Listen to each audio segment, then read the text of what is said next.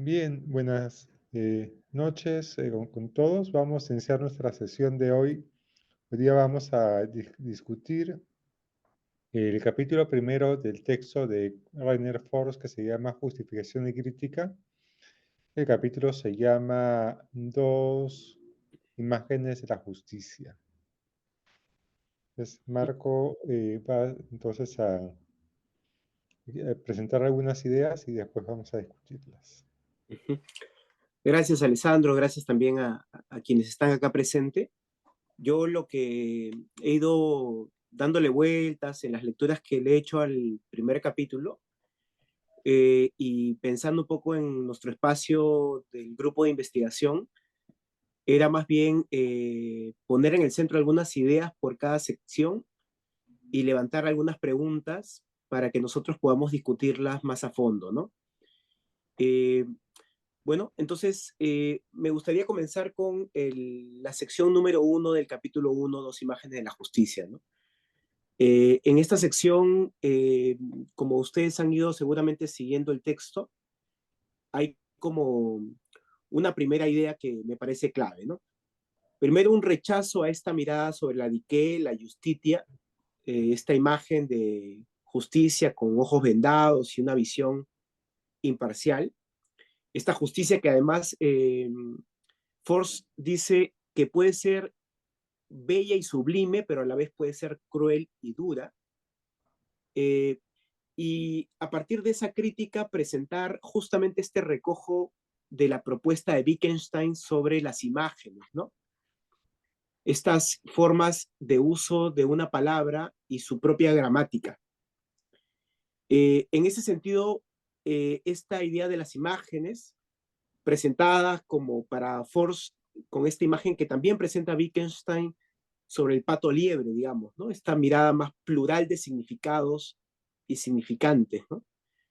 Eh, a mí me parecía interesante que donde esta primera mirada sobre la imagen de justicia está a la base, digamos, de diferentes, dice Force, ¿no? Dice, una imagen de la justicia, por una parte, está en la base de determinadas concepciones filosóficas de la justicia, es decir, eh, que a partir de estas imágenes, siguiendo un poco a Wittgenstein, prácticas que están arrojadas a situaciones sociales concretas, ¿no? Así lo menciona también Forst, se emplean en alguna especie de sentido amplio de manera valorativa dentro de esta pluralidad de imágenes de justicia, ¿no?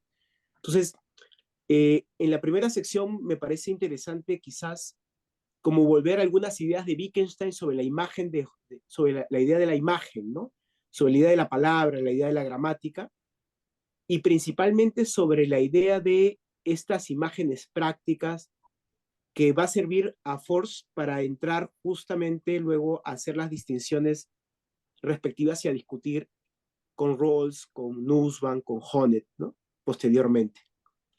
Eh, esa sería un poco la primera idea que quería plantearles, ¿no? Eh, no sé si quieren que siga con el punto 2 o tú me dirás, Alessandro, Ronald. Sí, mejor desarrollas todos los puntos y ahí ya comenzamos a discutir. Ya, genial. Y luego, si quieren, también pueden cortarme en la medida que crean pertinente.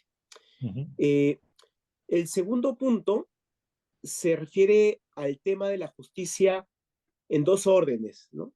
Eh, Force menciona a lo largo de todo el capítulo 1, aunque no, luego no hace la distinción, lo menciona de alguna manera también en la introducción, que es el tema de la justicia política y social, ¿no? Eh, como una especie de pensar la calidad de la estructura básica de un contexto de cooperación social, ¿no? Citando incluso a John Rawls en la sección 2 de su libro Teoría de la Justicia, que luego va de alguna manera a recoger y a darle alguna especie, creo yo, y esa es mi impresión, de continuidad. Para citar un poco alguna parte de esa sección 2 de Force, ¿no? Abro comillas.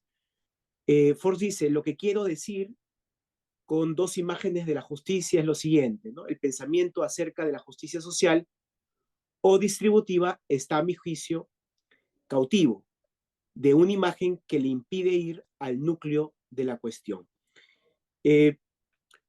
Esto permite a Force presentar dos imágenes principales de justicia. La primera es la Sunquike, que puede ser traducido como a cada quien lo suyo, o responder a la pregunta, ¿quién obtiene qué?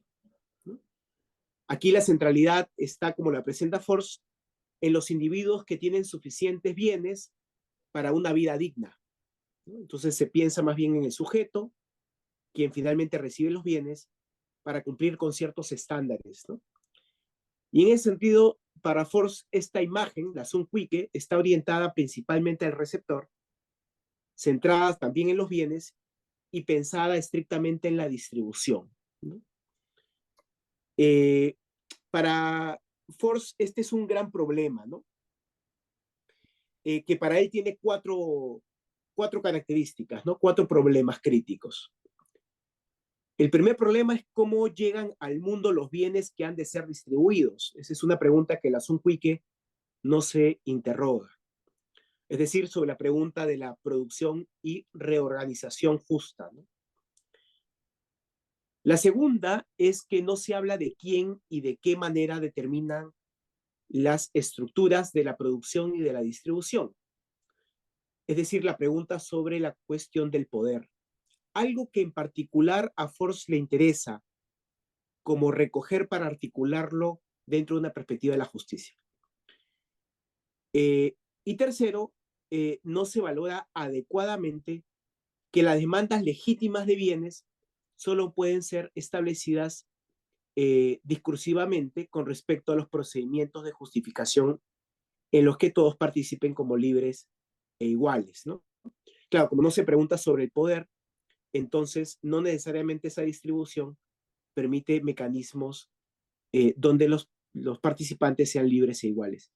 Y finalmente, la cuarta crítica es que no trata suficientemente bien el otro lado de la justicia, digamos, la antípoda, ¿no? Las injusticias. No distingue esta perspectiva una injusticia, por ejemplo, por desastre natural, que para él es una dimensión particular, respecto a injusticias, por ejemplo, por explotación económica o política, ¿no? Entonces, no hay esa distinción tampoco en la Sunquike. Y entonces aquí aparece ya con más claridad la propuesta que tiene Force, ¿no? Frente a la pregunta de a cada quien lo suyo o quién obtiene qué, la propuesta que toma atención la perspectiva de la justicia de Force tiene que ver con una atención al punto político de la justicia.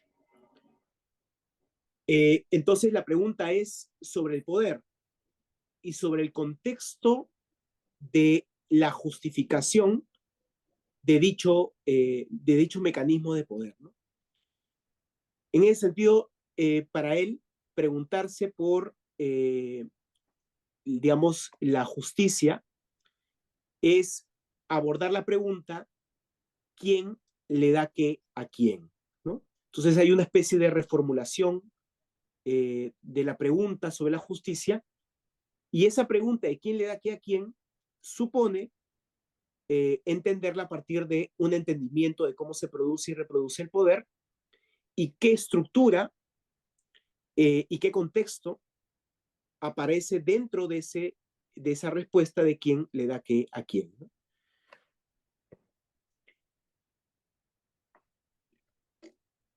No sé si tienen hasta ahí algún comentario o pregunta.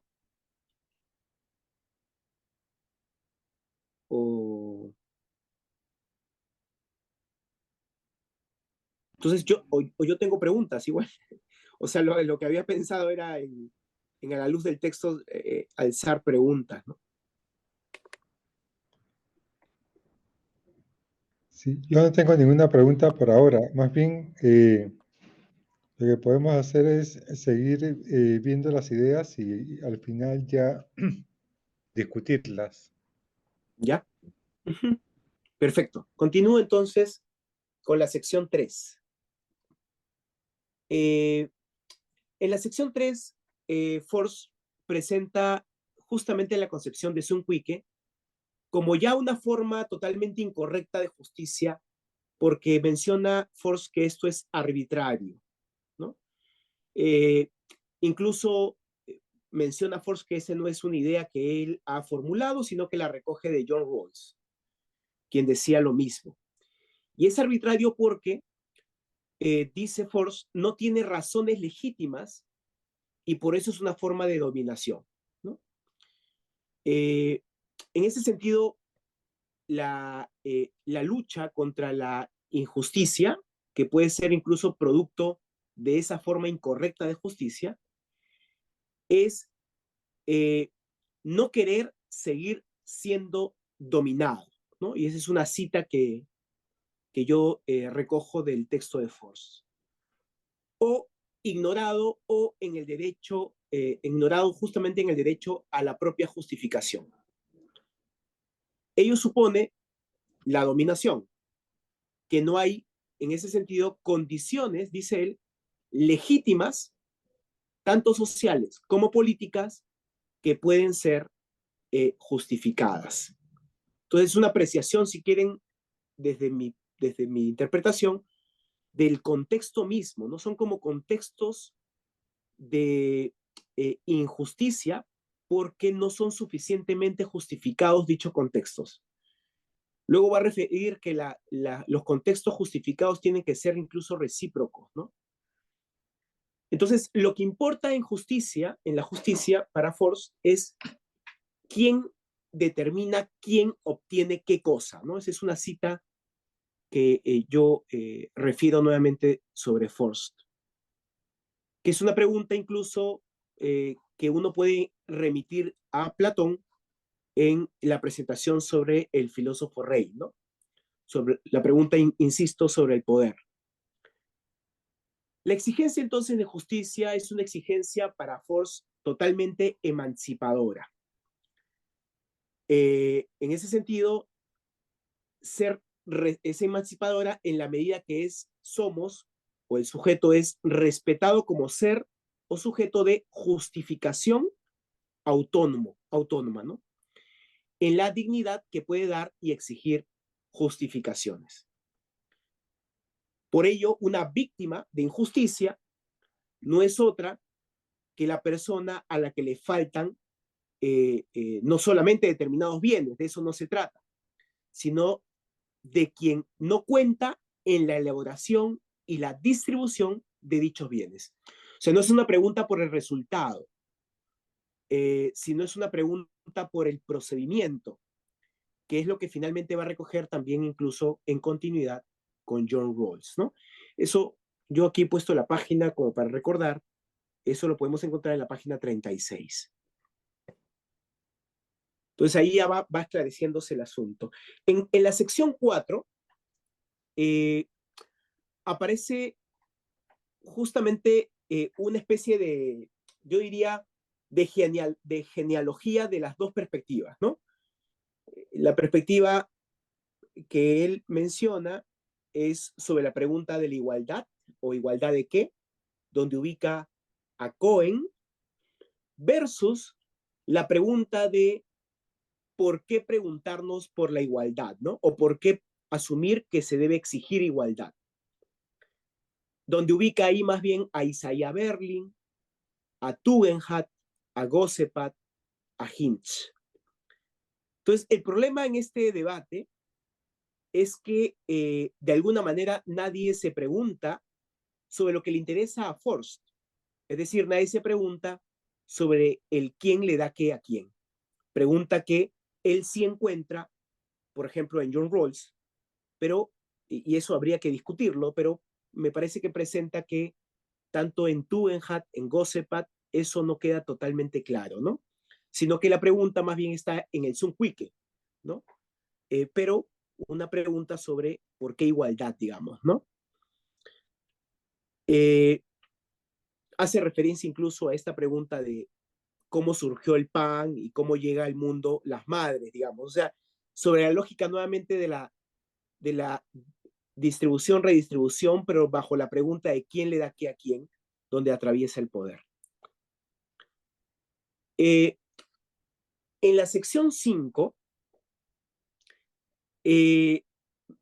Ford se anima a recoger la crítica de Harry Frankfurt, donde el problema de la defensa de la igualdad,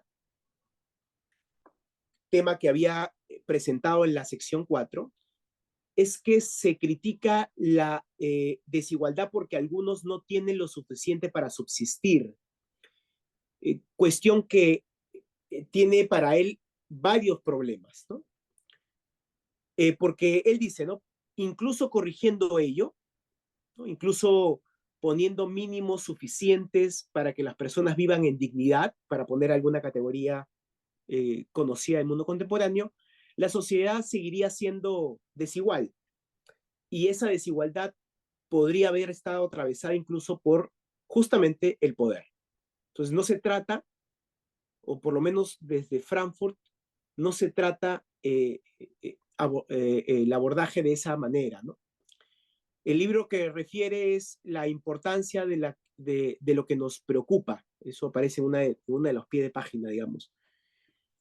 Y a la vez, además de recoger la crítica de Harry Frankfurt, aparece también la crítica de Angélica Krebs, ¿no? Que es la otra perspectiva, ¿no? Que propone también el problema de lo que llama el suficientarismo, ¿no? Que es concebir, digamos, la justicia como una especie de naturaleza no relacional, ¿no? Entonces, por ello se debe, dice, proponer de alguna manera condiciones de vida humanamente dignas, y como no es relacional, se miden con valores de satisfacción totalmente absolutos. Algo así como una especie de humanismo, pero no igualitario, ¿no? Entonces, en ese sentido, justo sería algo de lo que habíamos también de alguna manera mencionado antes, ¿no? Lo cual implicaría que tener una lista de bienes necesarios mínimos para obtener una vida buena sería lo suficientemente justo. El problema de ese suficientarismo, yo lo he traducido, está en inglés, también creo que es un neologismo, obviamente, es que toda forma de justicia debe ser entendida de manera siempre relacional, debido a que se pregunta justamente sobre las relaciones de los seres humanos y cómo se produce ese poder dentro de las relaciones de los seres humanos. Bajo incluso, y ahí hay una referencia que en los neocantianos contemporáneos aparece, ¿no? La pregunta de qué es lo que se deben los unos a los otros, ¿no? Y por qué razones, ¿no? Eso aparece en la página 38. Entonces, salir de esta mirada más bien no relacional, porque lo que interesa es justamente cómo atraviesa el poder entre los sujetos y además qué nos debemos y qué justificaciones están para entender dicha relación. Entonces, justicia nos refiere Force en la página 39, exige que los implicados en un contexto de cooperación sean respetados como iguales. Esto quiere decir que sean participantes con igualdad de derechos, pero en el orden de justificación, tanto social como política, en el que se determinan con su propia participación las condiciones de la creación y de la distribución de bienes, ¿no? Desde mi lectura digamos, es la parte más clara donde ofrece una especie de definición. Luego va a volver con otros fraseos, ¿no? Pero creo que aquí ya aparecen varios componentes que nos permiten entender qué está pensando por justicia. Ya en la sección 6 aparece una crítica a Martha Nussbaum, ¿no? refiriéndose a este libro que aparece, no recuerdo bien el año, creo que es el 2008, o por lo menos la traducción es de 2008, el libro de las fronteras de la justicia de Martha Nussbaum, ¿no?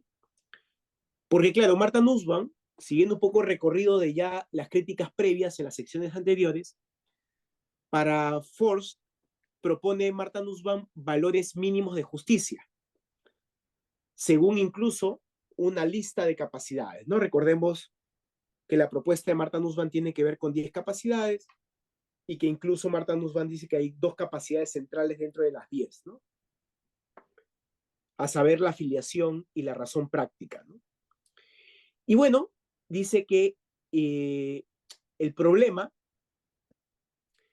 es que está pensando más bien en esta lista de capacidades ya dispuesta, mínima, y no está pensando en el procedimiento por las cuales habría que participar para llegar a esos mínimos dentro de la lista de capacidades, ¿no?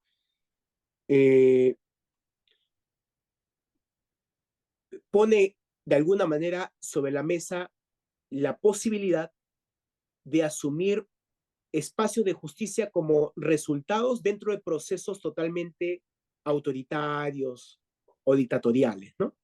Digamos que ahí, para Force, Martha Nussbaum, desde la concepción de las fronteras de la justicia, no habría ninguna disonancia entre tener procedimientos autoritarios y cumplir con cierta forma de justicia como resultados dentro de su propia lista de capacidades, ¿no?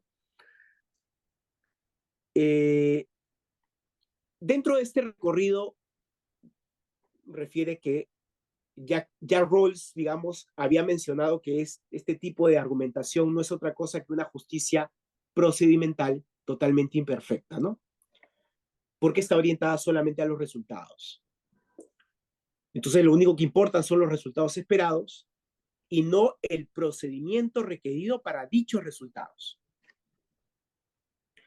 Entonces, sí es cierto que Nussbaum critica a John Rawls, como lo hace incluso también Amartya Sen, dentro de esta perspectiva del enfoque de desarrollo humano y capacidades, porque Rawls presenta una especie de justicia procedimental totalmente pura, ¿no? Ellos va, incluso, pie de página, Amartya Sen va a decir que el problema está en pensar en una teoría y no en la idea de la justicia, ¿no? O sea, digamos, están en la misma corriente de pensamiento, salvando sus diferencias, porque Nussbaum dice, ¿no? Fraseándolo, creo yo, Forza Nussbaum dice, bueno, porque propone al carro delante del caballo, ¿no? Es decir, no se fijan en los resultados y entonces la justicia procedimental pura podría ser eh, muy justa, entre comillas, pero no necesariamente por eso producen consecuencias positivas o calidad de vida, dicen ellas, ¿no? Para las personas. Entonces, un poco la sección 6 termina con una especie de fraseo nuevamente de Force, otro intento, diría yo, de precisar en su concepto de justicia, ¿no? Entonces dice, justicia debe ser entonces aquello que elimina el dominio de la arbitrariedad y las asimetrías sociales ligadas a él. Entonces la justicia, dice Force, se refiere a quienes son los individuos en un contexto social, es decir, al rol, o sea, la participación que tienen en él y no primordialmente a lo que reciben, ¿no? Digamos, termina siendo una especie de distinción respecto a lo que piensa Martha Nussbaum, ¿no? Eso aparece ya en la sección 6, tema que me interesaría a mí particularmente discutir por mis lecturas sobre el enfoque de desarrollo humano y capacidades. En la sección 7, más bien continúa un poco con la crítica, ¿no? Ahí dice él, incluso la perspectiva de Martha Nussbaum de inspiración aristotélica se parece al consecuencialismo de Peter Singer, ¿no? Y comienza así con esa afirmación porque dice que en el caso de Singer, lo que aparece es que aunque hay una distinción sobre la misericordia respecto al deber moral inmediato, el problema está en Singer en que se deja de lado las relaciones globales de justicia. Entonces, en ese sentido, podrían haber una gran red de ayuda, y dicho sea de paso, Ford dice, qué bueno que sea así. Sin embargo, esa red de ayuda solidaria, ¿no? Como incluso deber moral, no es suficiente para resolver los problemas de relaciones de poder globales que generan injusticias, ¿no? El problema entonces de Singer, parecido al problema de Nussbaum, es que nunca finalmente se resuelven las estructuras de dominación, ¿no? Que es un poco lo que le interesa a Force respecto a la pregunta ¿quién le da qué a quién? ¿No? En la sección 8 presenta entonces la justicia como una fuerza humana de oponerse o de oposición a las relaciones, insiste, de dominación arbitrarias. Entonces, pero es importante para Force preguntarnos qué cosa es lo arbitrario también. Entonces dice, ¿no? Lo arbitrario es el dominio sin fundamento o un dominio sin justificación o incluso un dominio con justificación insuficiente o como dominación misma, ¿no? Entonces, un orden justo de lo que se trata es de insistir en procedimientos institucionalizados, que me parece muy interesante para conversarlo también, de justificación, ¿no? Es decir, que estas relaciones se institucionalicen a la luz de las justificaciones, ¿no? Para saltar la insuficiencia o, o el dominio sin justificación. Entonces, el principio supremo expresa es que el principio de justificación tiene que ser recíproca y general, ¿no? Hay una mirada totalmente relacional del asunto, según la cual nos dice la pretensión de bienes, derechos y libertades debe ser fundamentada de manera mutua y general, ¿no? Debo confesar que hay una insistencia sobre ambas categorías. Yo me preguntaba también, digamos, se necesita incluso, creo yo, alguna especie de desarrollo respecto a ambas categorías. No sé si lo desarrolla después, pero bueno, me parece importante apuntarlo. Y lo importante de esto es que una parte de esa relación no solo debe apuntar a proyectar su fundamento en la otra persona, sino que debe justificarse discursivamente, ¿no? O sea, lo que alude es un poco a la libertad y a la no arbitrariedad, ¿no? O por imitación incluso de la misma justificación, ¿no? Entonces, la primera pregunta, dice Force, sobre la justicia no es otra que la pregunta acerca del poder. Entonces, le importa cómo han llegado los bienes al mundo y quién determina la distribución de dichos bienes, incluso y cómo tiene lugar la misma distribución de los bienes mencionados.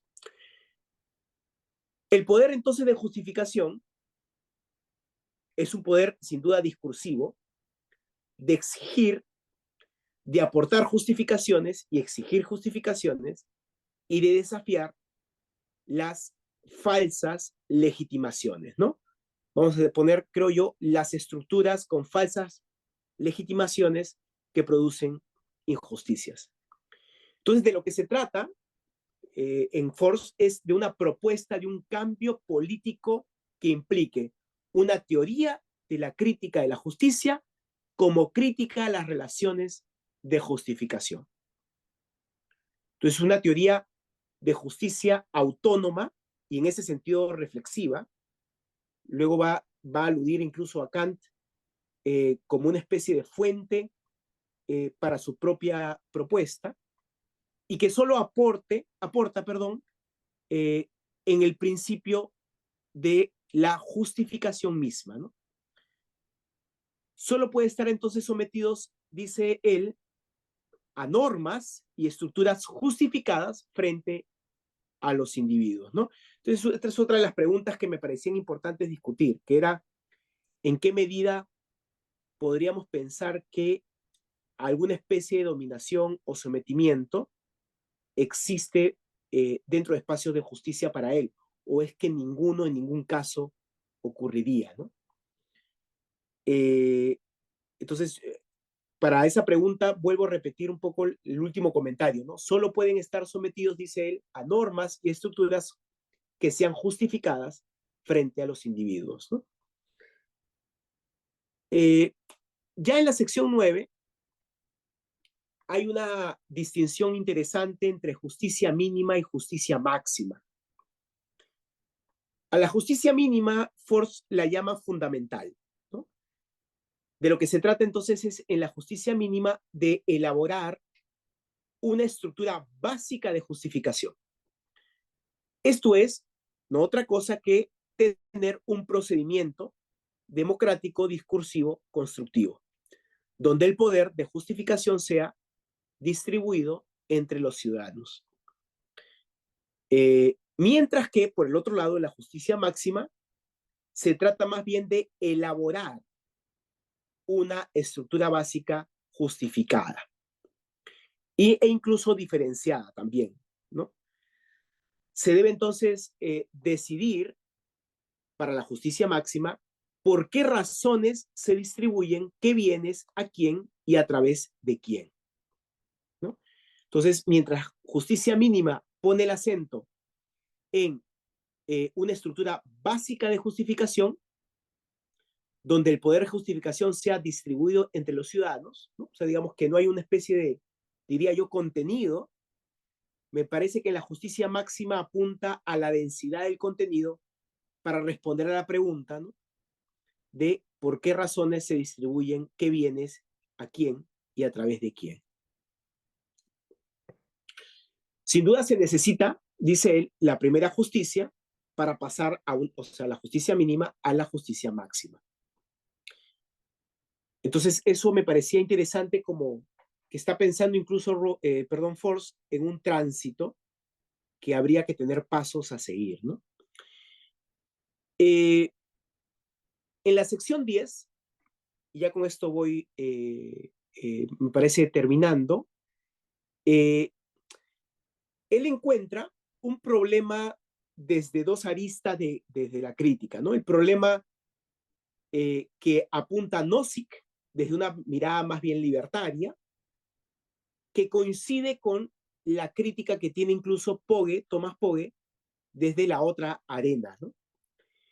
Mientras que Nozick critica a Rawls como una teoría de la justicia asignativa distributiva, es decir, orientada al receptor, algo que él había criticado Force desde el inicio, donde dice Nozick, se restringen las libertades del mercado con el principio de la diferencia, ¿no? Recordemos ambos principios de John Rawls. Thomas Pogge también acusa a Rawls que está orientado solamente al receptor, donde, y aquí cito a Force, los resultados distributivos son comparados con los bienes básicos, ¿no? Force, digamos, de alguna manera acepta ambas críticas, ¿no? Dice que esas críticas, ambas, tanto la de Nozick como la de Pogge, que coinciden desde ambas arenas, son legítimas. Sin embargo, el problema está que ambas críticas ubican a Rawls en esta primera forma de Zumquicke, mientras que Force sostiene que John Rawls se ubica más bien en la segunda imagen de la justicia, es decir, la que Force se ubica bajo la pregunta ¿quién le da qué a quién? Es decir, la que pone en el centro las estructuras, las condiciones sociales y sin duda la posición de dichos individuos en esas condiciones sociales. Entonces diremos que siguiendo Force, la autonomía para Rawls implica personas libres e iguales, lo cual implica que los individuos pueden considerar los principios de justicia como principios que se dan a sí mismos moralmente, ¿no? De inspiración, sin duda, kantiana. Bueno, aquí yo tengo otras cosas, pero quizás vale la pena como ir como cerrando con la sección última, la 11, la sección 12 es muy, muy breve, ¿no? Pero quisiera yo mencionar un poco los apuntes que tiene sobre Axel Honneth. Force presenta a Axel Honneth con fuerte inspiración hegeliana, donde propone que Honneth, en su libro sobre reconocimiento, luchas de reconocimiento, propone tres caminos, digamos, de reconocimiento. La del amor, que propiciaría autoconfianza, la del derecho, que propicia más bien autorrespeto, y la solidaridad, que propicia autovaloración. Todos ellos son, desde la mirada de Force, universales normativos. Es decir, en ese sentido, Force le atribuye a Honneth un carácter estrictamente normativo en esas tres concepciones de reconocimiento, que implica una vida lograda en la sociedad. Force presenta incluso Honneth donde su propuesta de la justicia debería comenzar en dichos presupuestos, ¿no? Es decir, tanto en la lucha, en su libro de lucha por el reconocimiento, como en el libro que tiene Honneth en su debate con Nancy Fraser, hay una especie de propuesta de principios que se articulan a estas luchas, ¿no? Menciona el principio de la necesidad asociada a la familia, el principio de la igualdad asociada al derecho y el principio del mérito asociado a la economía. La propuesta entonces de Honneth es, de alguna manera, el aumento, dice Force, de individualidad e inclusión. Aquí lo central para Honneth, siguiendo a Force, es el orden de reconocimiento y no los bienes que se distribuyen a los individuos. En ese sentido, digamos que hay una especie de apreciación positiva sobre Honneth. Sin embargo, para Force, Honneth, el problema es que no toma en cuenta los planos de justificación mutua. Entonces propone de alguna manera una teleología de la vida humana. Pero todavía le faltaría pasar a un plano mayor de justificación respecto a las estructuras que implican incluso dominación. Entonces, ya para cerrar con un último comentario, me parece que mi impresión general, digamos, de Force es que hay una serie de distinciones en el camino, ¿no? La distinción principal, diría, está entre Sun Quike, que responde a la pregunta que aparece en los griegos ya, digamos, ¿quién recibe qué? Versus la pregunta de quién le da qué a quién. En esa distinción aparece la pregunta sobre el poder, ¿no? Y ya en esa pregunta sobre el poder le permite pensar en las estructuras de dominación que alude a que son arbitrarias. Y para sostener, me parece, su recorrido argumentativo, presenta la justicia como no dominación y piensa que en ese circuito se necesita explorar a dos autores particularmente sugerentes para él. Uno, diría yo, Immanuel Kant, el segundo, John Rawls, ubicando más bien en la otra arena problemas que se presentan en autores contemporáneos como Axel Honneth, la misma Martha Nussbaum, como formas de concepción incluso consecuencialistas o hasta no relacionales, ¿no? Y eso lo quería presentar para empezar con nuestra discusión en nuestro grupo de investigación.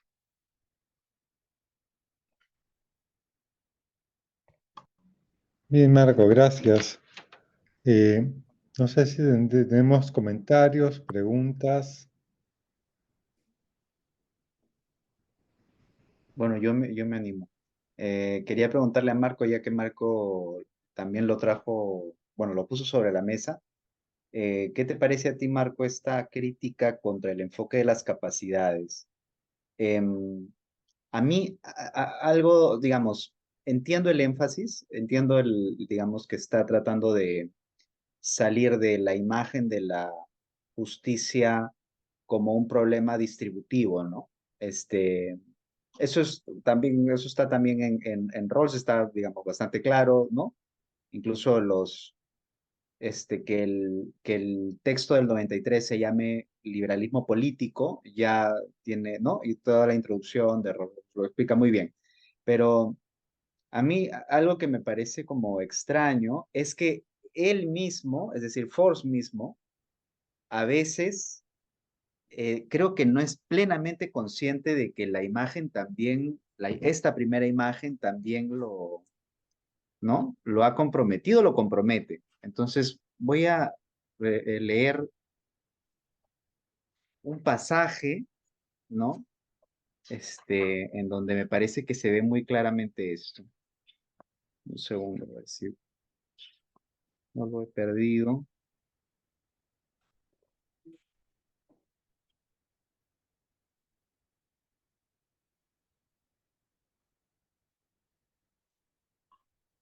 Sí, aquí está.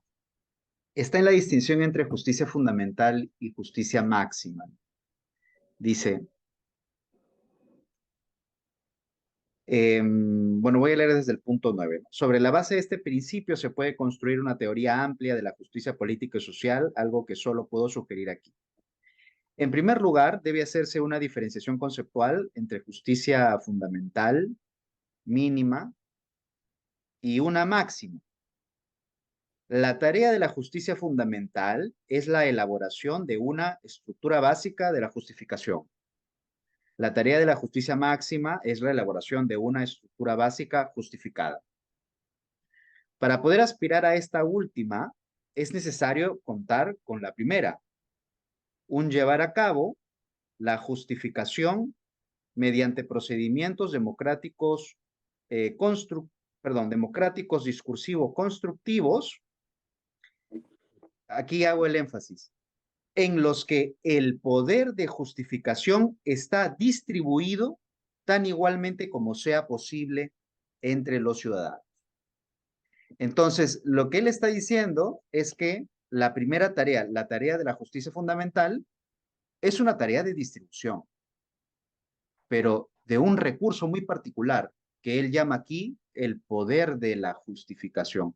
Esto a mí no me parece muy diferente de lo que dice Nussbaum sobre, ¿no? Porque hay una capacidad que tiene que estar también dentro de la lista, ¿no? Que es la capacidad de razón práctica que les da, ¿no? A los agentes o a las personas del esquema de distribución, ¿no? Los poderes suficientes como para ingresar en la deliberación, ¿no?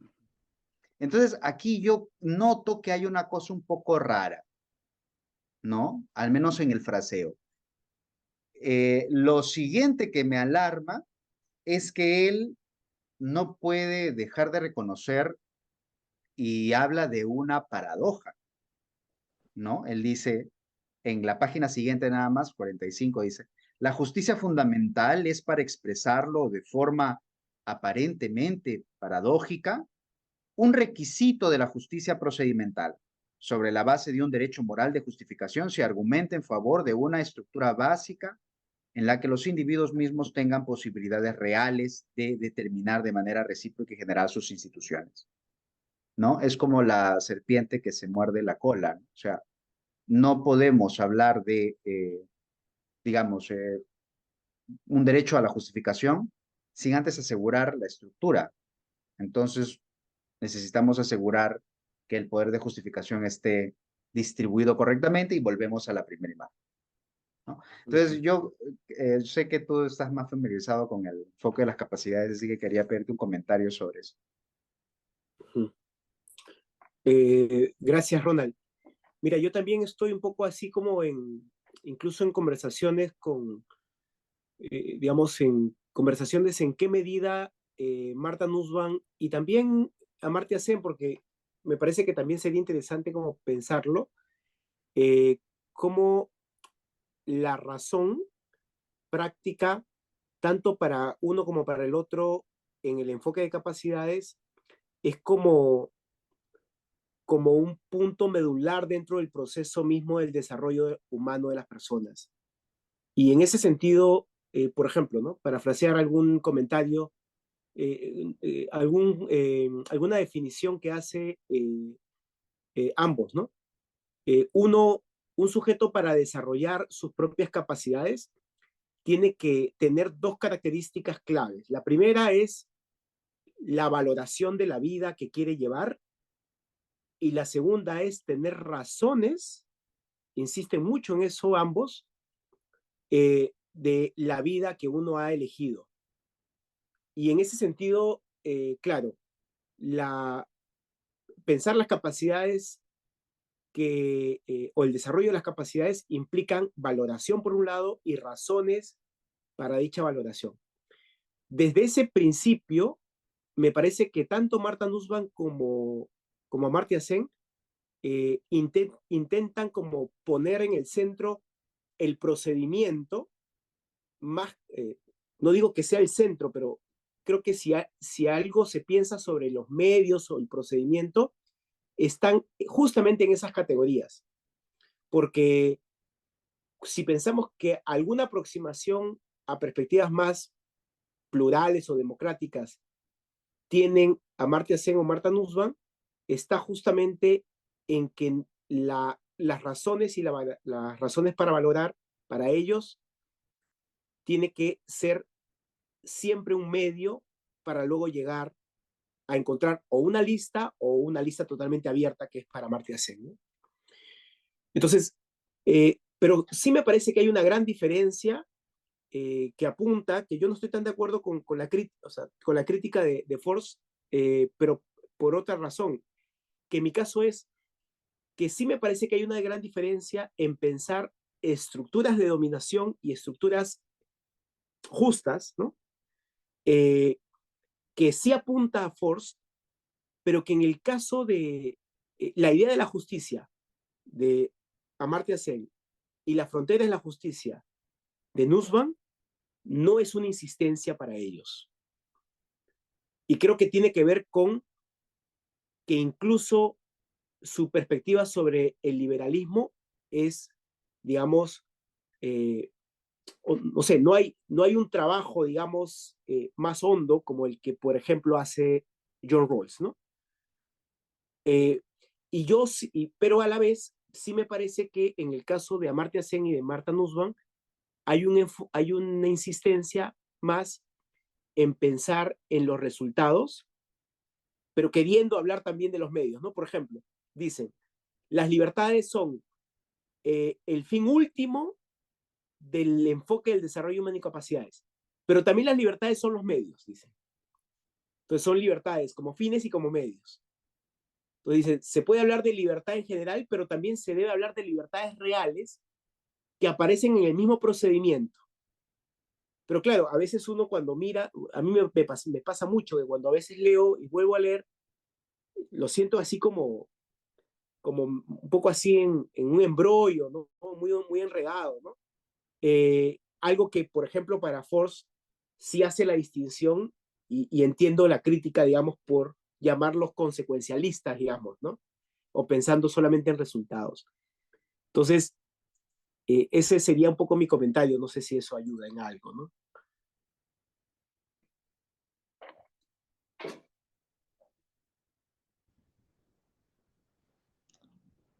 Bien, a ver, ¿cómo se llama? Aquí hay como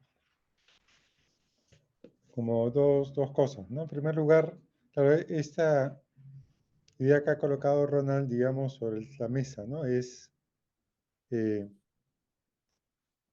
idea de que se distribuya de manera equitativa el poder, ¿no? Es como se llama. Claro,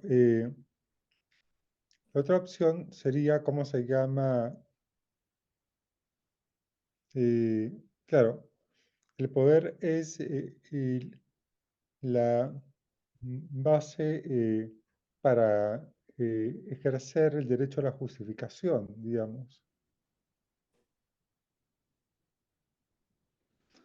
La otra opción podría ser, entonces, distribuir de manera desigual el poder, digamos. Entonces, me parece que Force se mueve en ese registro, ¿no? Digamos, el registro es cuando el poder está distribuido de manera desigual, se produce dominación. La dominación es una distribución desigual de poder. Y, ¿cómo se llama? Y una sociedad donde hay emancipación de ese tipo de dominación arbitraria es una sociedad donde el poder está distribuido de manera igualitaria. Esa es una primera cosa, ¿no? Entonces ahí habría que pensar qué tipo de bien es el poder, cuál es su contextura, digamos, su naturaleza, ¿no? Además, teniendo en cuenta de que él dice, claro, hay dos concepciones de justicia, ¿no? Darle a cada cual lo que le corresponde, y el segundo que dice es mucho más antigua, digamos, y se aparece en otros textos también de Force, ¿no? Que es estar libre de dominación, no estar sujeto a una dominación. Y por el otro lado aparece la cuestión de Nussbaum, la crítica a Nussbaum, ¿no? El texto de Nussbaum, el texto de Rawls que se han presentado aquí, digamos, la idea de justicia y las fronteras de la justicia son textos que ambos escribieron como homenaje a Rawls después de que él falleció. Entonces son, como se llama, están pensados como un homenaje crítico, ¿no? Entonces, y Nussbaum lo que hace es critica la insistencia de Rawls en que eh, la justicia esté basada en un sistema eh, de, eh, ¿cómo se llama? Procedimental puro y no un procedimentalismo que esté orientado hacia un resultado, ¿no? Porque, ¿cómo se llama? Eh, y Nussbaum y Force coloca la cita de Nussbaum, dice, claro, uno puede decirle que tenemos, ¿cómo se llama? La mejor máquina para hacer tallarines, pero eso no garantiza que los tallarines sean buenos,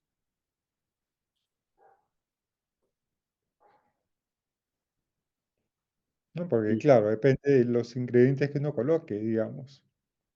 De lo que dice Nussbaum es dejar, dejar los procedimientos democráticos en puros procedimientos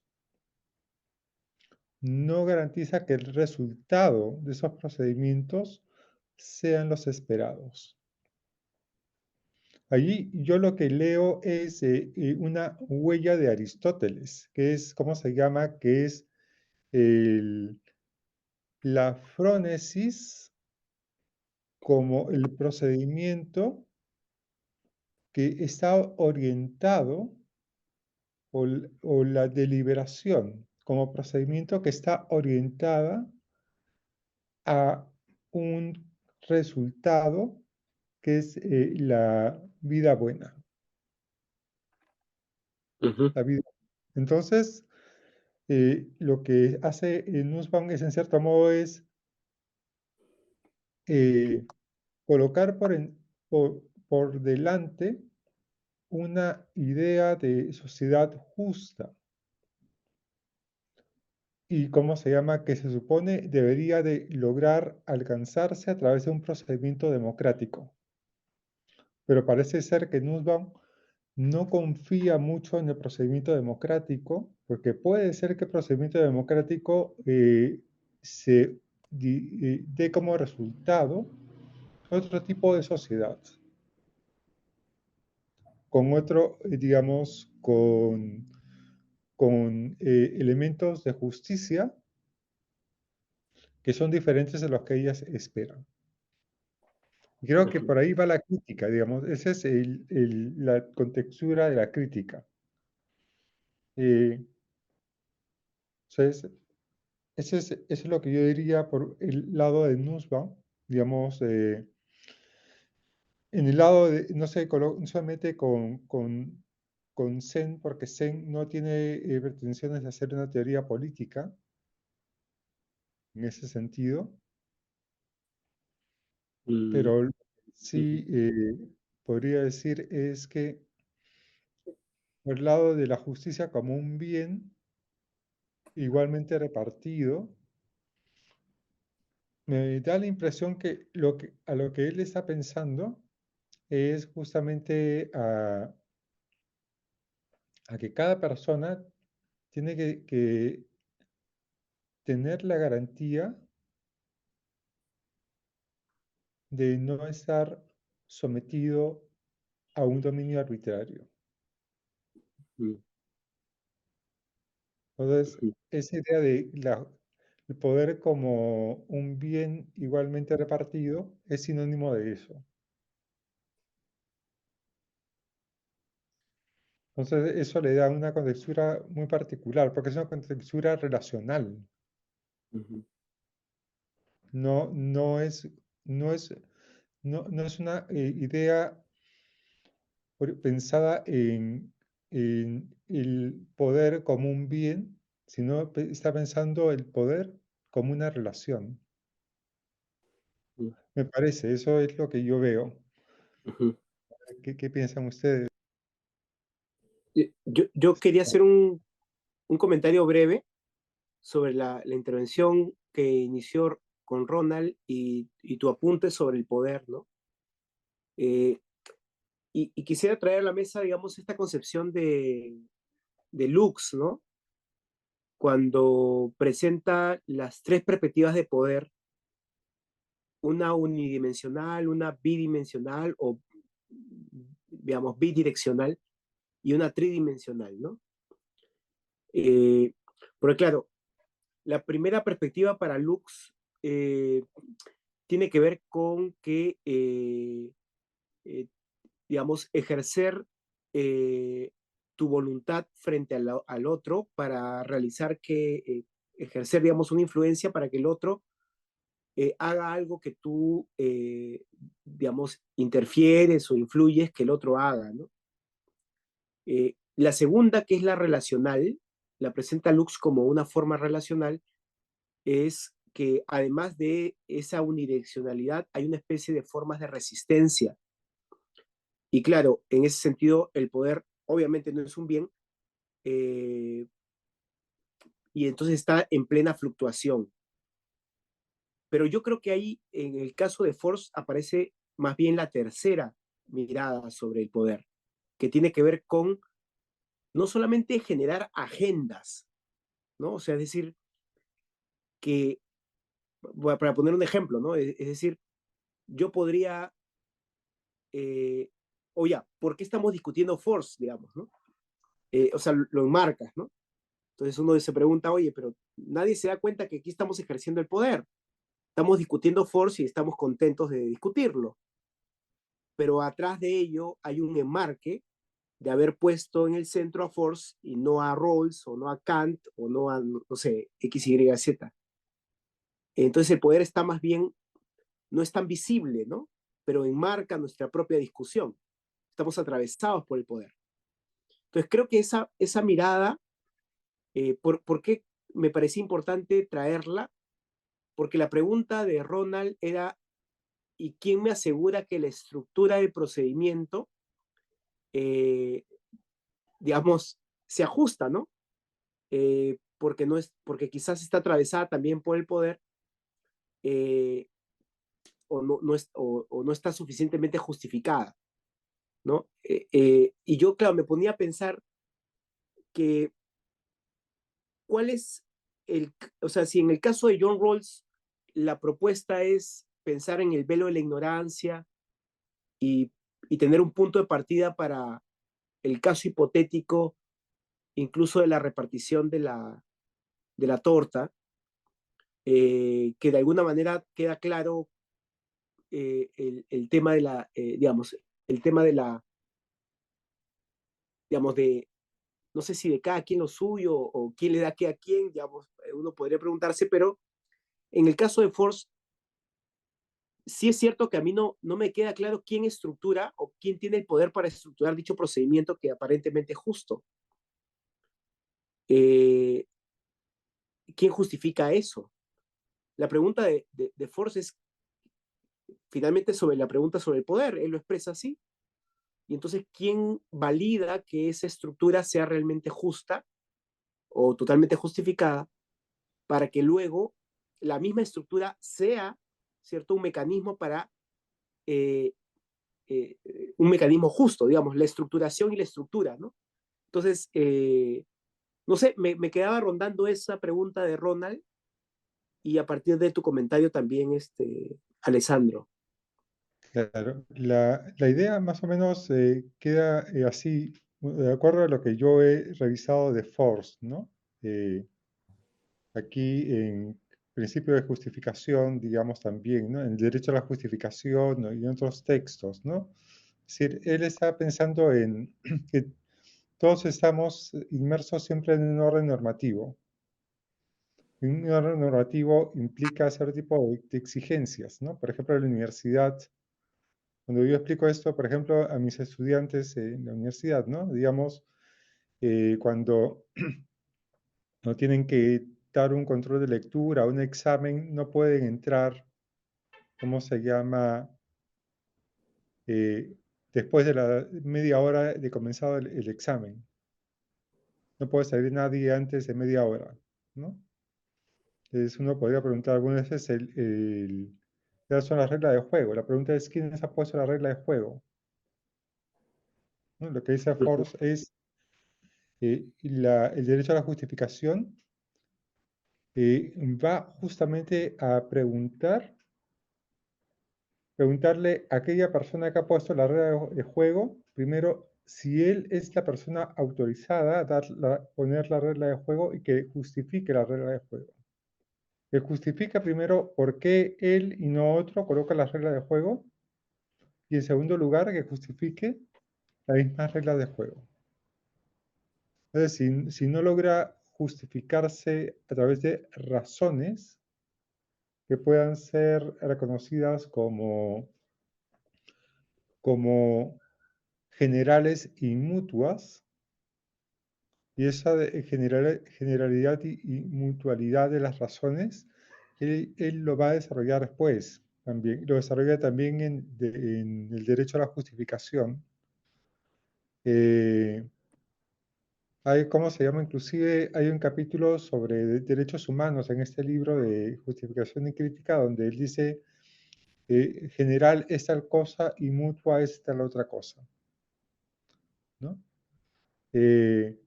Pero lo que está diciendo es, el derecho a la justificación consiste justamente en recurrir una demanda, lanzar una demanda sobre el orden normativo en el que nos encontramos.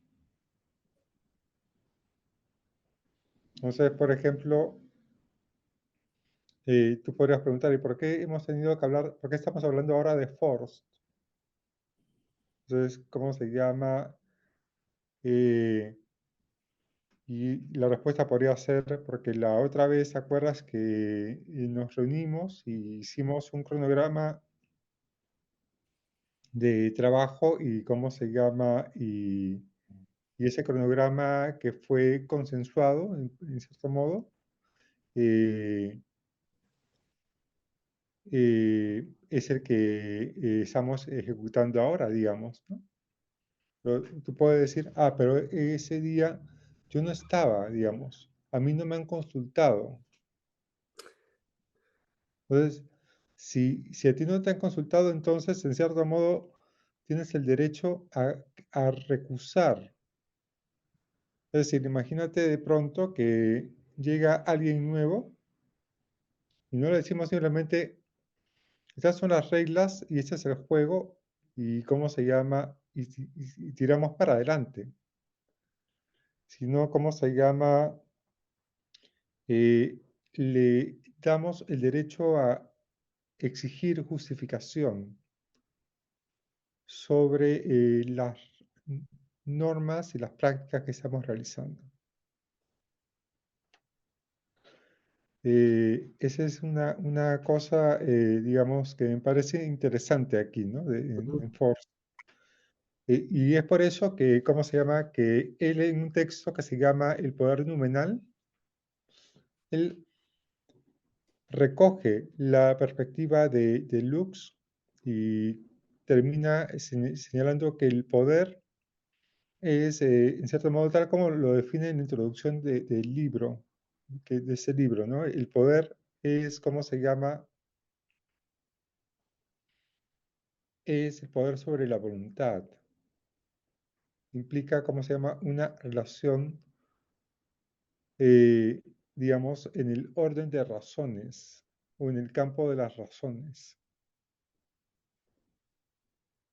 Y no solamente es fáctica, no solamente es fáctico. Entonces hay aquí una elaboración interesante de poder, ¿no? Pero en cierto modo lo que él está diciendo es eh, la concepción, digamos, clásica de justicia, podríamos decir es bidimensional, ¿no? Yo le doy el objeto X a la persona B. Es donde hay dos elementos, ¿no? El objeto y la persona. Y alguien que distribuye el objeto de acuerdo a lo que le corresponde a la persona. La segunda imagen de la justicia es tridimensional, porque, ¿cómo se llama? Porque se recusa el esquema de distribución, es recursivo. Es decir, lanza la pregunta, ¿por qué ese esquema y por qué tal persona es el que define a quién le corresponde qué cosa? Ese es el esquema que tiene él, ¿no? Yo Ahora, quiero decir algo, pero creo que Jorge también y Alan están, no sé si... No, dale, dale, dale, Marco. Gracias, Jorge. No, o sea, yo lo que a mí me llamaba la atención era, o sea, eh, era como que en algún momento pareciese que el poder cayera cayera entre paréntesis, digamos. Y en el momento en el cual pasamos al orden de la justificación. Esa era un poco mi impresión. Eh, porque incluso si vamos, tú pusiste el ejemplo de estar aquí, ¿no? Discutiendo esto, digamos. Yo también lo puse al inicio. Discutiendo Force, digamos. Eh, y entra una persona y se pregunta, ¿pero por qué? Y claro, entramos al orden de las justificaciones, pero incluso ese orden de las justificaciones, debido a que somos relacionales, estamos también atravesados por el poder. Y eso termina mermando no solamente la deliberación, sino también los resultados. O sea, pensar en procedimientos donde las justificaciones no estén atravesadas por el poder, en algún momento me parece como irreal. Es como, no sé, pues estar en este departamento, yo ahorita estoy en el departamento de teología, me he quedado por la clase, ¿no? Creer que mi justificación tiene la misma validez que, por ejemplo, para decirlo en grosso modo, ¿no? Digamos, yo soy tiempo parcial por asignatura, que tiene la misma validez que un tiempo completo, o que un nombrado, o que un principal, o que el jefe del departamento.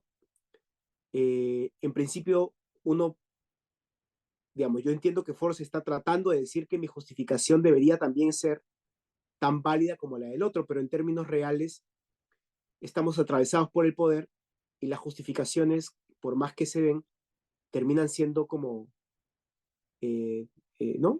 Atravesadas nuevamente por el poder, por los enmarques, ¿no? A mí me parece muy interesante la palabra enmarque para Lux, pero eso es lo que me parecía como quizás para conversarlo también. Esa es mi impresión, pero no sé qué piensan los demás. Sí, entiendo un poco el punto. Me parece interesante lo que señalas porque efectivamente, ¿no? Por eso creo que ahí hay una cosa rara en Force, que puede ser de que, digamos, él resuelva como de manera un poco tramposa, pues, ¿no? Porque claro, se supone que esta estructura básica de justificación es uno de los objetivos, ¿no? De la teoría crítica de la justificación que él está proponiendo, ¿no? Entonces, claro, en la medida en que podamos eh, volver recursivamente sobre nuestros órdenes de justificación, estamos tratando de articular esa base, ¿no? Y sin embargo, la base es un hecho histórico. eh, no parece que sea el caso, ¿no? O sea, parece que queda como en el plano normativo. Es una cosa a la que nos vamos acercando.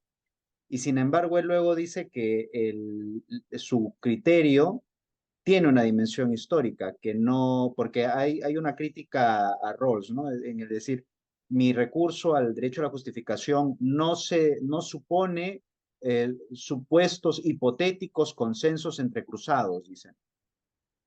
Entonces es histórico. Entonces, claro, esa parte es como rara en Force. Y lo otro es que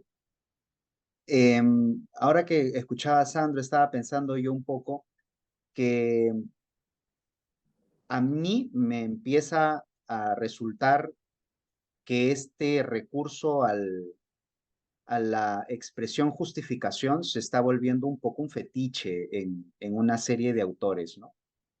Porque aquí hay una cosa rara, ¿no? Que a mí me parece que sí está menos en Kant y en Rawls, no hay ese problema. El problema es más o menos el siguiente, ¿no? Aquí Force patea la pelota, ¿no? Dice, bueno, quien tiene que decidirlo es el contexto histórico, particular, concreto de justificación. Eh, pero la pregunta que sigue votando es, ya, ¿y cuál es el esquema justo de distribución? Pues,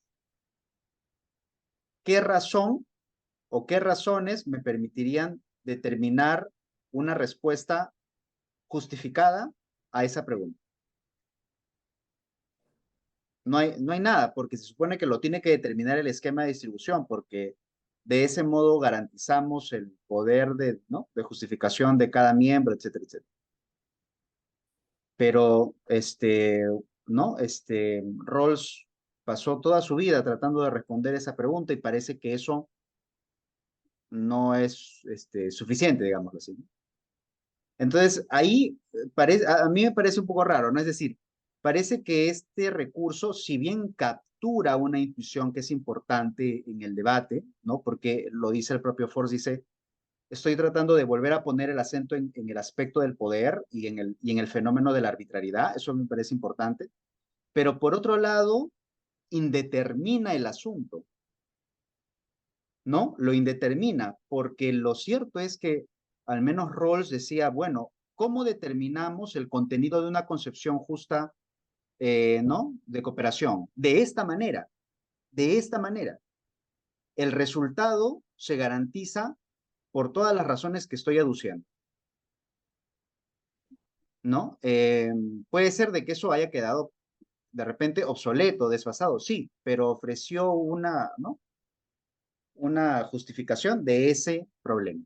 Entonces, me da la impresión de que el recurso, esta recursividad, puede volverse como circular y llevarnos en una indeterminación de los problemas concretos de la justicia, pues, ¿no?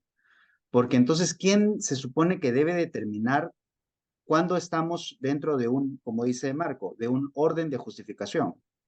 ¿Cuándo estamos ya dentro, ¿no? De un orden normativo justificado? Entonces, es un poco raro, ¿no? El criterio ahí parece que el, no hay un criterio. eh, claro, ahora uno puede decir, sí, las razones deben ser generales y recíprocas. Y ahí eso, ¿qué significa, pues, no? ¿Qué significa que sea general y recíproca? ¿Cuándo se verifica eso? Entonces, sí, digamos, a mí me parece muy interesante el enfoque, me parece que es muy sugerente además, ¿no? Pero yo sí, o sea, aquí veo como una cosa rara, ¿no? Rara. Ahora, ciertamente, al menos en este texto, lo que está haciendo Force es repensar una serie de problemas a la luz de su teoría, ¿no? Este, pero ahí, ¿cuál es el, digamos, el contenido de su, ¿no? De su aporte? De repente, esta iluminación sobre el aspecto de la arbitrariedad, ¿no? Pero bueno, ese es un poco lo que quería compartir. Ujú.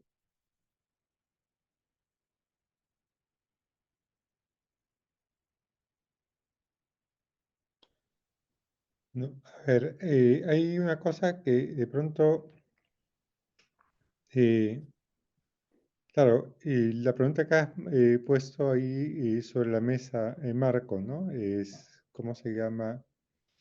¿Acaso la justificación no está mediada por el poder? Lo que va a decir Force es sí, digamos. ¿Cómo Ujú. se llama? El poder atraviesa todas las relaciones humanas. Y cómo se llama, puede ser que haya personas que tengan razones para exigir que se les justifiquen algún tipo de normas o tratos o de formas de distribución de bienes o lo que fuere, y que simplemente no se les haga caso porque no tienen poder, ¿no? Pero es porque, claro, digamos, la justificación, el concepto de justificación está atravesado también por el concepto de poder. Pero claro, lo que pasa es que aquí hay una cosa que hay que tener en claro, digamos, qué concepto de poder estamos usando. Porque, por un lado, ¿cómo se llama? Que hay que comenzar aquí por una aclaración del concepto de poder. Eso es lo que me parece que es importante, ¿no? Claro, uno puede tener una concepción, digamos, weberiana del poder, una concepción schmittiana de poder también, ¿no? Por ejemplo, todas las teorías, digamos, sobre la hegemonía están basadas, digamos, eh, y las teorías agonistas de la política no, ¿cómo se llama? No colocan el énfasis en la idea de dar razones para ¿cómo se llama?, para organizar estructuras políticas o para organizar, digamos, las relaciones de poder. Sino más bien, ¿cómo se llama?, están pensadas en la idea de la hegemonía, digamos, qué grupo tiene hegemonía para establecer, digamos, las estructuras de poder. Entonces, otra concepción es una concepción de poder diferente. Es una concepción de poder muy distinta, digamos. Entonces ahí hay que hacer una aclaración sobre las distinciones de concepción de poder, ¿no? Y por otro lado, sí me parece muy clara la crítica que hace Ronald, ¿no? Digamos, que es, porque en cierto modo, finalmente la pregunta queda en qué cosa es una buena justificación. ¿En qué consiste tener una justificación aceptable? Lo que va a decir Force es simplemente es la que es aceptada por, ¿cómo se llama?, por los participantes, pero no es ideológica. Es decir, que Claro. pues, ¿cómo se llama?, que puede ser, ¿cómo se llama?, recorrida genealógicamente y su fundamento no está basado en, ¿cómo se llama?, en un relato religioso que tenemos que aceptar para poder justificar el poder o un relato, digamos, partidario, ¿no? Digamos, Claro. de un sector, ¿no? Que esa es la base, digamos, ese es el conjunto, ese es el mito que tenemos o la proclama que tenemos que aceptar para poder justificar todo lo demás. Entonces, ¿cómo se llama? Pero de todas formas sí queda muy escurridiza la idea, digamos, es decir, la idea de justificación que sea atravesada por el poder y todo, termina siendo una concepción muy escurridiza. Y tiene esta cosa, o sea, a ver, aquí hay algo que habría que explorar más, ¿no? Porque yo creo que, y esto es algo común a los autores de la teoría crítica ahora, me parece, ¿no? Al menos, por ejemplo, Rachel Yegi también tiene un aire por ahí, ¿no? Que han tomado del pragmatismo esta cosa como meliorista eh, del proceso democrático, ¿no? Es decir, el propio proceso no puede haber algo así como un criterio de determinación, porque el propio proceso va, ¿no?, mejorando los resultados Ujú. en el tiempo. Entonces, claro, no puedes determinar, digamos, de repente una salida en determinado momento histórico es como, ¿no?, racional para los estándares de la época, pero en el futuro pueden haber otras, ¿no?, más racionales todavía. Ya, eso, o sea, yo entiendo un poco que ahí hay una cosa deudora del pragmatismo, ¿no?, de Dewey, y a mí eso me parece interesante, pero de todas maneras hay una gran indeterminación que es una cosa que me parece con la que los que empezaron el debate en los 90 acerca del problema de la justicia distributiva estaban como confrontados, porque en ese debate el otro contendiente era el utilitarismo, ¿no? Y el utilitarismo también prometía un procedimiento, ¿no?, que podía garantizar mejores resultados, ¿no?, dependiendo de las circunstancias y los contextos. Entonces, eso a mí me parece que ahí hay una cosa que ya hoy es, digamos, muy difícil de distinguir. Y la otra cosa que me parece interesante de esa evolución del debate es que Martha Nussbaum hoy reconoce que el utilitarismo le resulta interesante por esas razones, ¿no? Entonces, ahí yo sí veo que, ¿no? Tanto Habermas como Rawls, que estaban en ese momento, ¿no?, en el debate de los 90 sobre la justicia distributiva, trataron de salir, o sea, trataron de ofrecer como determinaciones eh, basadas en buenas razones, ¿no? O sea, ¿qué otra cosa es el modelo de la democracia deliberativa de Habermas? Es un modelo, ¿no? Y hay como 400 páginas que además se apoyan en su teoría de la acción comunicativa, ¿no? Y ya, este es el contenido de una democracia justa. Ya, hoy en día, esa parte de, ¿no? O sea, me parece como muy sintomático, ¿no? Toda esa parte ha quedado, ¿cómo se llama? Expulsada, ¿no? Pero yo podría decir, a ver, Jorge, querías, no sé, decir algo. No, no, Sandro, dale.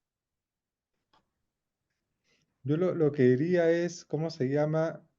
Que en cierto modo el diagnóstico que están haciendo Jeggy, ¿cómo se llama? Y también Force y todos los demás, es, ¿cómo se llama? Lo que ellos llaman la democracia liberal,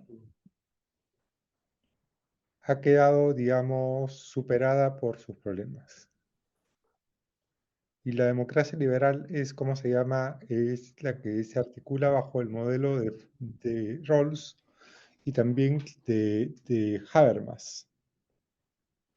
Entonces, ¿cómo se llama? Ese es el diagnóstico, digamos. Digamos, lo que ha quedado, lo que ha quedado avasallada por sus propios problemas es esa democracia liberal que tiene un contenido de procedimiento, ¿no? Es decir, lo que tú justamente has dicho, ¿no? Estas tantas 400 páginas donde dice, este es el modelo y este es el contenido del modelo. Eso, lo que están diciendo ahora es, eso ha quedado superado por los problemas. Por ejemplo, el análisis que hace, por ejemplo, Honneth es la exclusión, ¿no? Que es tomada de, ¿cómo se llama? De Luhmann. Es decir, el modelo genera exclusión. Genera, no solamente no permite incluir suficientemente, sino que el mismo modelo es excluyente. Y entonces, y lo que parece que hay como un consenso implícito en, en que lo que necesitamos es una democracia sin contenido. Porque una democracia con contenido genera exclusión. La diferencia está en lo siguiente, ¿no? La diferencia está en aquellos que defienden, ¿cómo se llama? Una concepción democrática, eh, ¿cómo es el término? Cognitivista, no, no es cognitivista, sino, ¿cómo se llama? Basada, Epistémica. epistémica, basada en el dar y recibir razones, ¿no? Epistémica, como la de Forst, o cómo se llama, o la de, ¿cómo se llama? Christine Slund. Lafon, Christina Lafon, sí, todos ellos, o otro tipo de democracia, digamos. Es decir, la democracia populista podría ser, ¿no? Claro, pero por ejemplo, la Font en sus textos se parece mucho a Habermas, por ejemplo, ¿no? Sus determinaciones, o sea, más se parece mucho a Habermas. Yo recuerdo que en este curso que tuvimos con Gianfranco también Mm. surgió este tema, ¿no? Y Gianfranco también, bueno, comentó, ¿no? Sí, a mí también me parece que es Habermas. En el fondo es Habermas.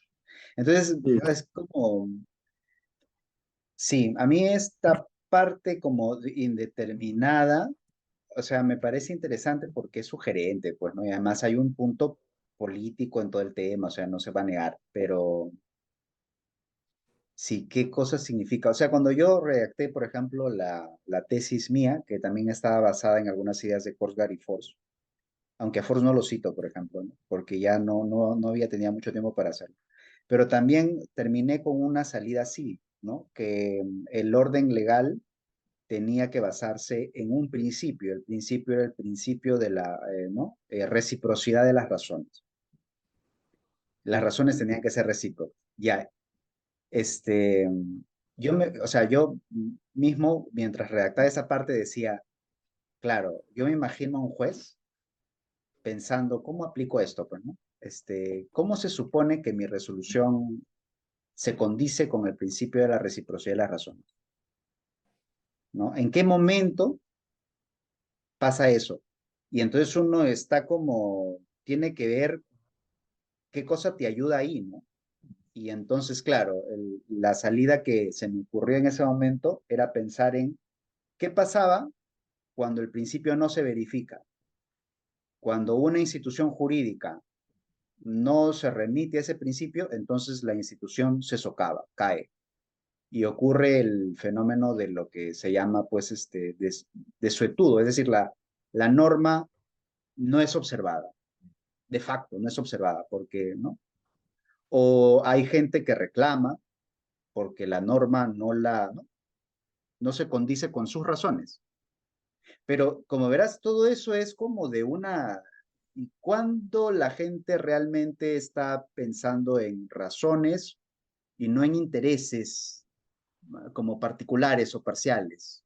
¿No? Es como, es todo muy gaseoso y yo creo que, digamos, ese tipo de salidas tiene ese lado, ¿no? Eh, y por eso, bueno, cada vez que pienso en eso, me impresiona más pues las salidas así como de Rawls, ¿no? Que se metieron en el asunto y dijeron, ya, aquí, esta es la respuesta. Pero bueno, eso solamente para comentar, pero sí es muy interesante lo que comentas, Sam. Mm.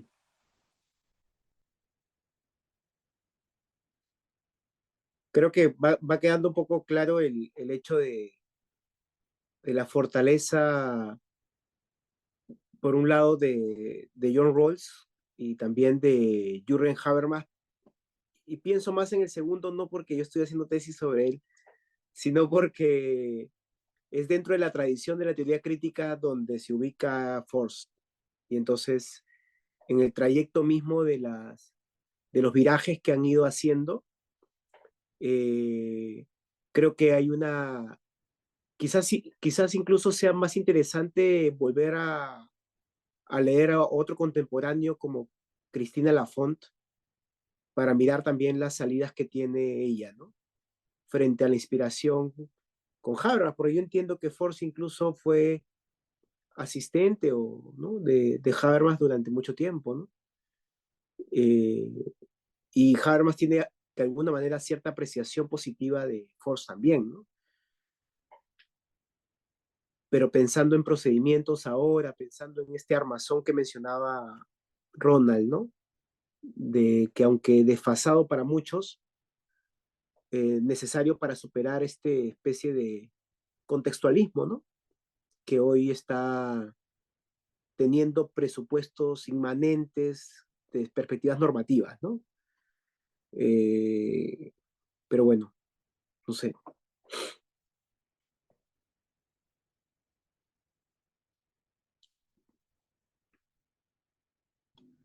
¿No? Una última cosa, digamos, que quería mencionar es cuando Force se remite a Rawls, lo hace, ¿cómo se llama?, en dos sentidos, ¿no? En un primer sentido es para recogerlo, ¿no? Y lo que recoge es la idea de sociedad de cooperación. La idea de cooperación es algo que en realidad es lo que ha inspirado, en cierto modo, gran parte del trabajo de Force, ¿no?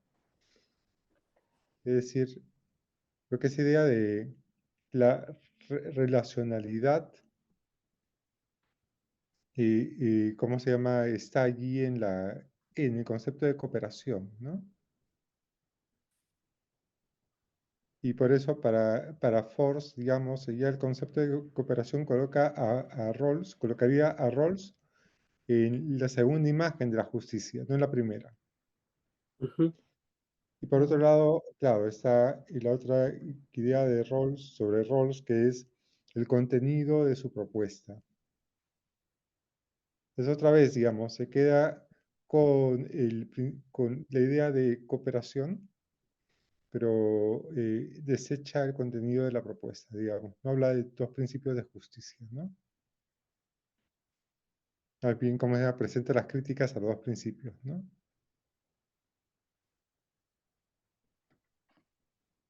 Y, aunque bueno, yo ya tengo que irme, pero quería hacer solo un comentario.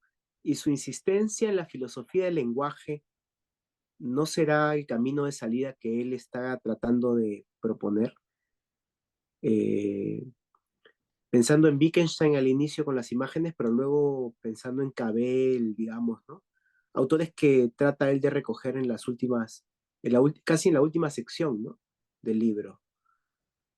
Pero, o sea, el coqueteo, o el tratar de articular entre, por un lado, la mirada de John Rawls, poniéndolo en la segunda concepción de justicia, pero además tratando de ser muy contextual y por eso acercándose a la filosofía del lenguaje, ese no sería el desafío que quiere él superar, pero donde evidentemente hemos ido encontrando algunos problemas, ¿no?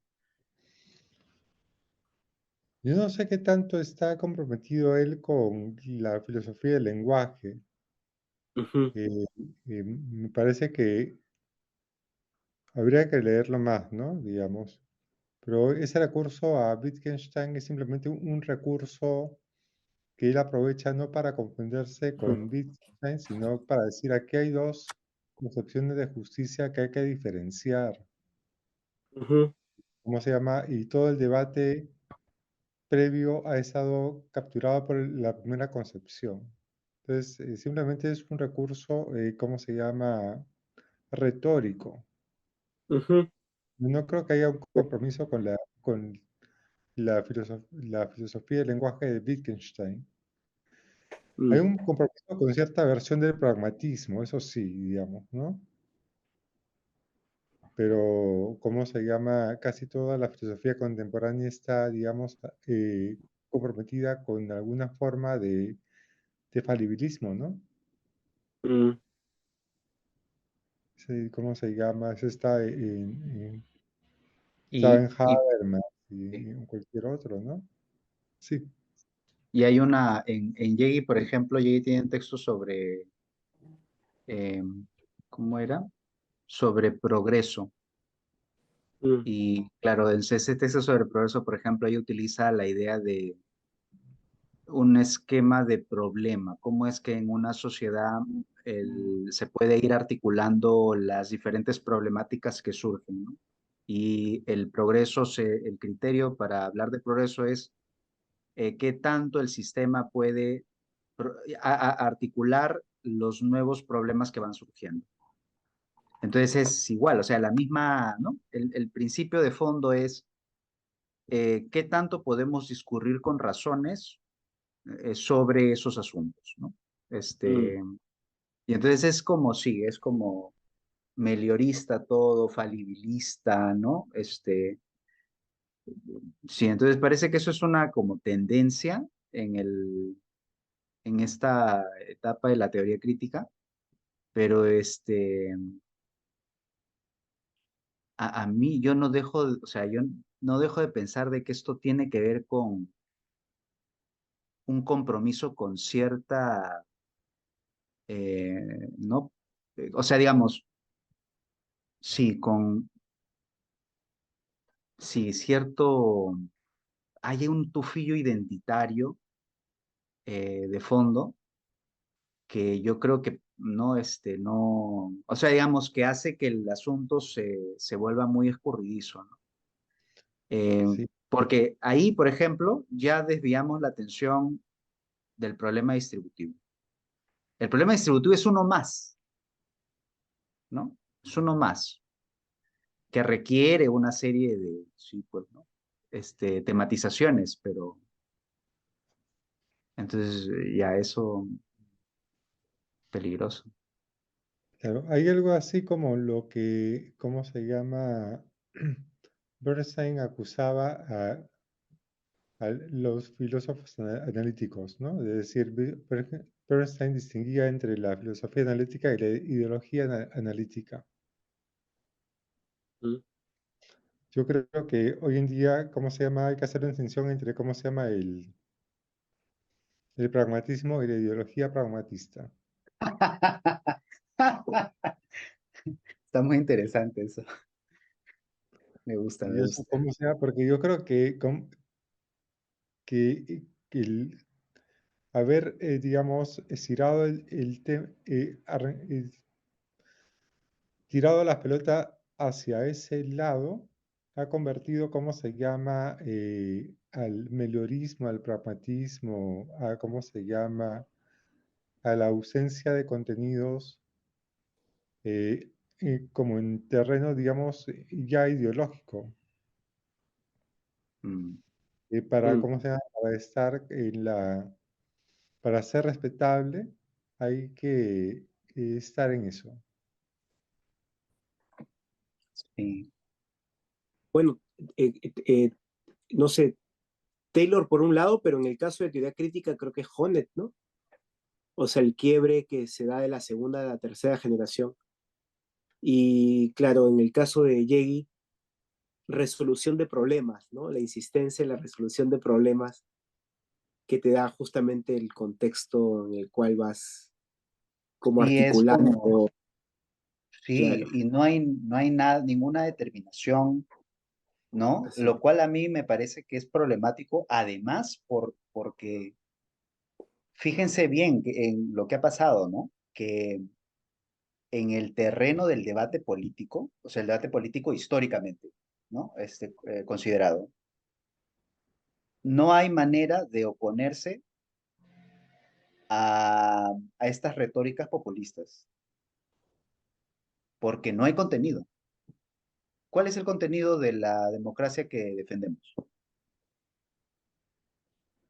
O sea, uno tiene que irse a los 90, ¿no? Claro, ¿cuáles son los principios? ¿No?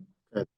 ¿Cuál es el contenido de los principios? No, es una democracia sin principios, digamos. Ujú. Sí, es una democracia con condiciones, o sea, ¿no? Con estas cosas así de... con eso no se gana, con eso no se ganan elecciones, pues, ¿no? Entonces, No, ese es cómo se llama, ese es una de las características del momento de la crisis, ¿no? Digamos, mm, yo creo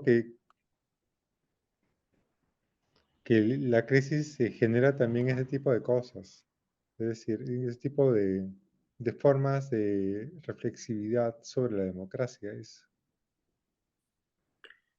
como si fuese un fenómeno de la crisis, mm.